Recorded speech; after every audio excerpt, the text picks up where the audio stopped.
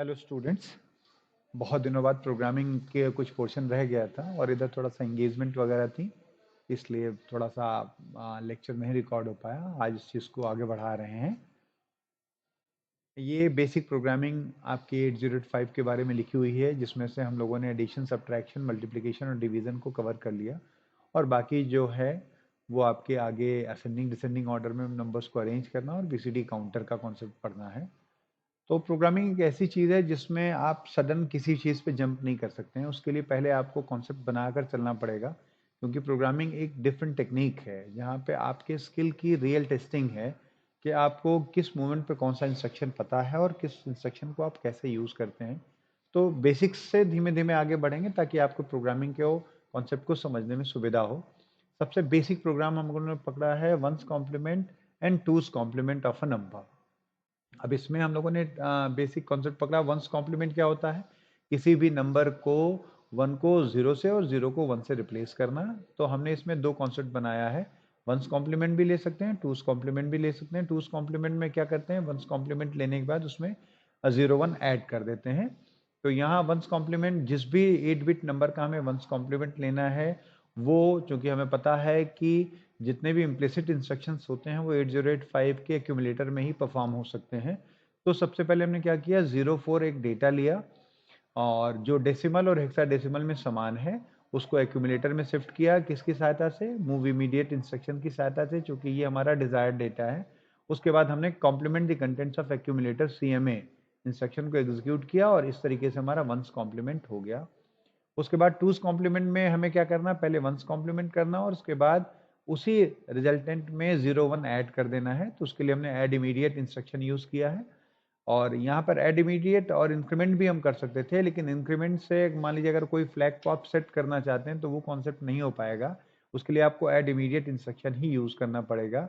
तो प्रोग्रामिंग में हमेशा वो कॉन्सेप्ट पकड़ना चाहिए जिससे हमें प्रोग्रामिंग में आगे कोई दिक्कत ना हो।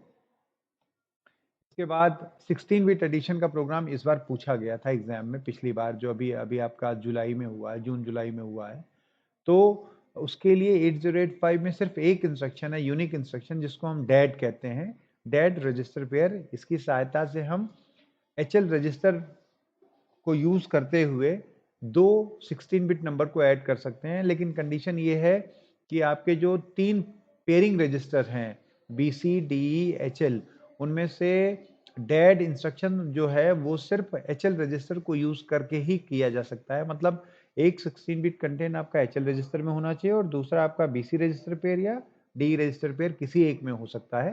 तो यहाँ हमने BC रजिस्टर पेयर यूज किया है। तो सबसे पहले LXI इंस्ट्रक्शन की सहायता से हम 16 बिट का डेटा पहले H रजिस्टर में फिर B रजिस्टर में लोड करेंगे। उसके बाद हम दोनों को ऐड करेंगे और ऐड करने के बाद क्या होगा, जो रिजल्टेंट होगा वो फिर हमारा HL रजिस्टर में ही होगा और उसके बाद हम प्रोग्राम को स्टॉप कर देंगे।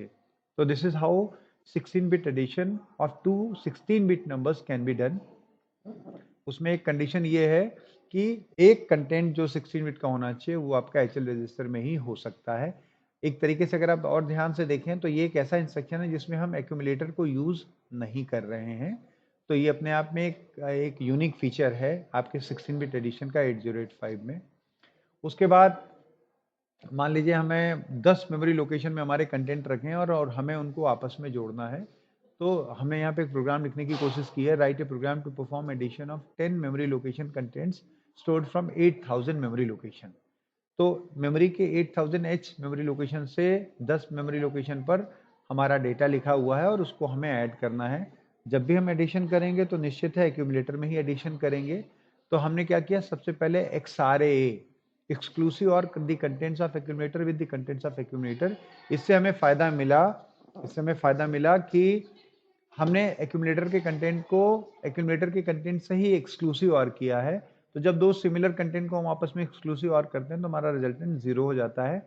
उसके बाद हमने LXI-H मेमोरी पॉइंटर को, HL रजिस्टर को मेमोरी पॉइंटर के रूप में यूज किया और 8000 मेमोरी लोकेशन का डेटा उसमें डाल दिया ताकि वो इंगित करे कि किस मेमोरी लोकेशन पे हमारा पॉइंटर है।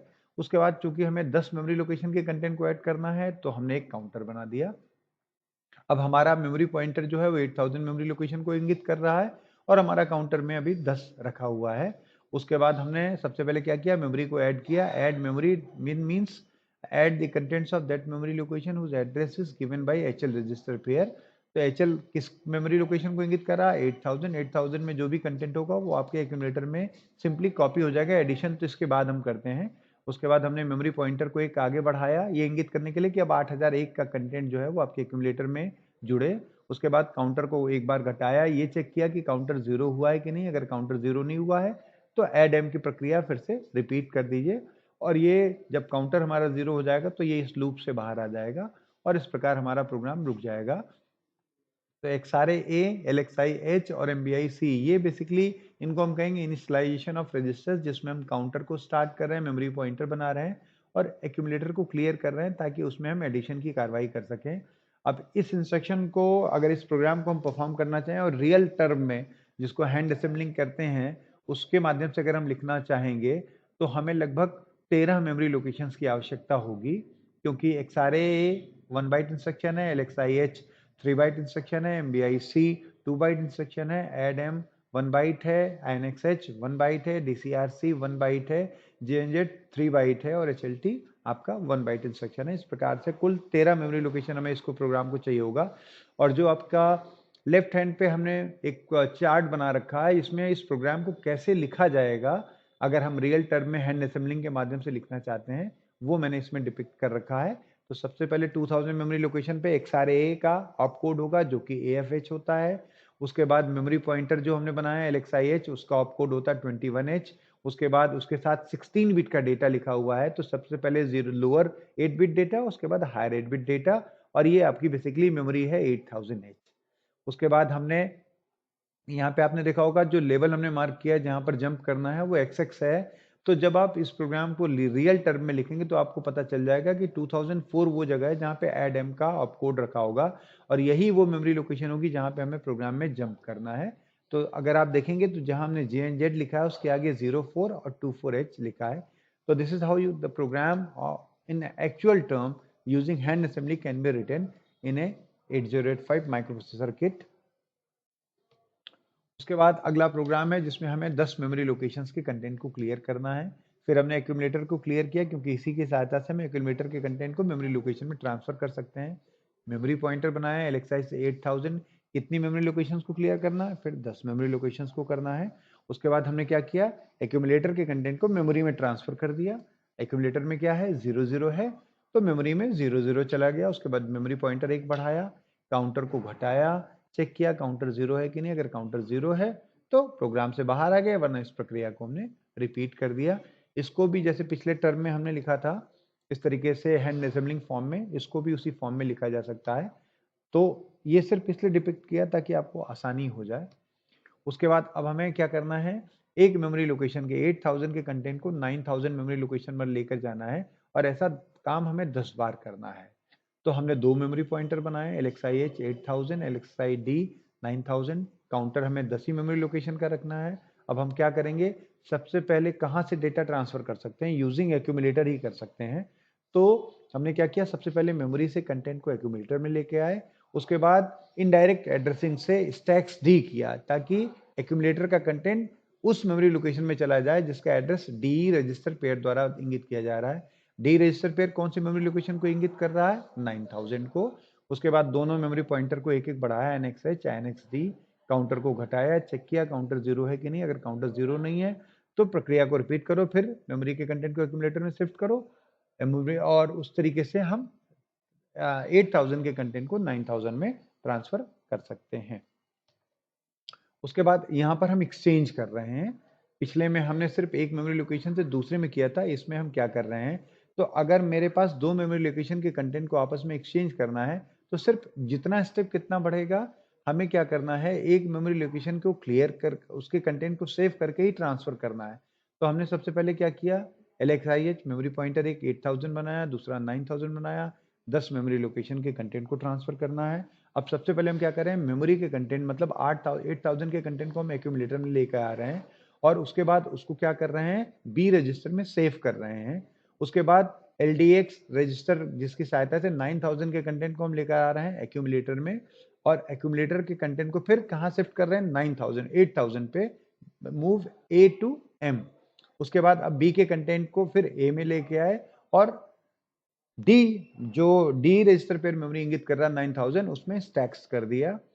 मतलब यहाँ पे क्या करना है, पहले A B C 3 जगह हैं, पहले A को निकालेंगे तो उसको C पे रख देंगे, फिर B को A में लाएंगे, उससे A को ट्रांसफर कर देंगे, फिर C से फिर A में लाएंगे, फिर उसको ट्रांसफर कर देंगे। तो आपका मूव A to M से M to A से लेके और स्टैक्स D तक का पोर्शन वो है जिसमें हम डेटा को एक्सचेंज की मोड में तैयार कर रहे हैं। उसके बाद हमने मेमोरी पॉइंटर आगे बढ़ाया, दोनों का काउंटर घटाया, चेक किया काउंटर 0 हुआ है कि नहीं, और उसके बाद प्रोग्राम आपका टर्मिनेट कर दिया। अब आपने देखा होगा कि वहां पर लिखा है अरेंज असेंडिंग और डिसेंडिंग ऑर्डर में नंबर्स को अरेंज करना है। तो बहुत स्वाभाविक सी बात है कि अगर हम असेंडिंग और डिसेंडिंग ऑर्डर में क्वेश्चंस को अरेंज करेंगे तो उससे पहले हमें हाईएस्ट नंबर या लोएस्ट नंबर को फाइंड आउट करना पड़ेगा। तो यहाँ पे हमने जो प्रोग्राम लिखा है इसकी सहायता से हम हाईएस्ट नंबर, मतलब एक स्ट्रिंग ऑफ नंबर्स है, स्ट्रिंग ऑफ नंबर्स का मतलब क्या हुआ कि कुछ मेमोरी लोकेशंस हैं जहाँ पर कुछ डेटा ऐसा है जो किसी मेमोरी लोकेशन से ऑनवर्ड्स अरेंज्ड है। अब यहाँ पे हमने सिंपल चीज की कि पहले जब हम काउंटर सीधे दे दे रहे थे, लेकिन यहाँ पर हम कह रहे हैं कि कितनी लेंथ ऑफ स्ट्रिंग की है, जो हमारी लेंथ है, नंबर ऑफ डेटा जिन पर हमें पता करना है कि कौन सा हाईएस्ट नंबर है या कौन सा लोएस्ट नंबर है, वो 9000 पे स्टोर्ड है। और जो हमारा एक्चुअल डेटा है जिसमें हमें पता करना हाईएस्ट या लोएस्ट नंबर, वो 9001H से है। तो सबसे पहले हमने क्या किया, मेमोरी पॉइंटर को 9000 से लोड किया और उसको काउंटर में ले आए, मूव मेमोरी टू सी को हमने काउंटर के रूप में यूज किया, फिर INX कर दिया। अब 9001 से हमारा एक्चुअल डेटा है। उसके बाद मूव मेमोरी टू एक्यूमुलेटर, हमें दो नंबर्स को कंपेयर करना है, यहाँ पे कंपेयर इंस्ट्रक्शन यूज करेंगे। तो एक कंटेंट को एक्यूमुलेटर में लेके लाए और दूसरे को मेमोरी से सीधे कंपेयर किया, इसलिए दो बार INX किया है। अगर हमें हाईएस्ट नंबर पता करना है, ठीक है, तो अगर हमारा एक्यूमुलेटर का कंटेंट जो है वो मेमोरी के कंटेंट से ज्यादा है तो कैरी फ्लैग सेट नहीं होगा, जंप इफ नॉट कैरी। और अगर कैरी फ्लैग सेट होता है तो इसका मतलब जो मेमोरी का कंटेंट है वो एक्यूमुलेटर में ट्रांसफर कंटेंट से बड़ा है, इसलिए हमें वहां पर उसको फिर से शिफ्ट करना पड़ेगा। तो हमने क्या किया, कंपेयर एम किया, jump if not carry check किया, अगर कैरी नहीं है तो इसका मतलब एक्यूमुलेटर का कंटेंट बड़ा है और हम बड़े नंबर को पता कर रहे हैं। फिर काउंटर को घटाया, काउंटर को चेक किया 0 हुआ है कि नहीं, और अगर हमारा JNC से प्रोग्राम काउंटर नीचे आता है, इसका मतलब क्या हुआ, मेमोरी का कंटेंट जो है वो एक्यूमुलेटर के कंटेंट से बड़ा है। और उसके बाद उसको हमने फिर से एक्यूमुलेटर में बनाया क्योंकि हमें हाईएस्ट नंबर पता करना है। तो हम दो दो नंबर को आपस में कंपेयर करते जाएंगे और उसमें जो हाईएस्ट नंबर होगा उसको रिटेन करने जाएंगे। और अगर हमें लोएस्ट नंबर पता करना है तो यहाँ पर JNC की जगह JC यूज कर लेंगे, तो हमें लोएस्ट नंबर मिल जाएगा। So this is how programming should be done.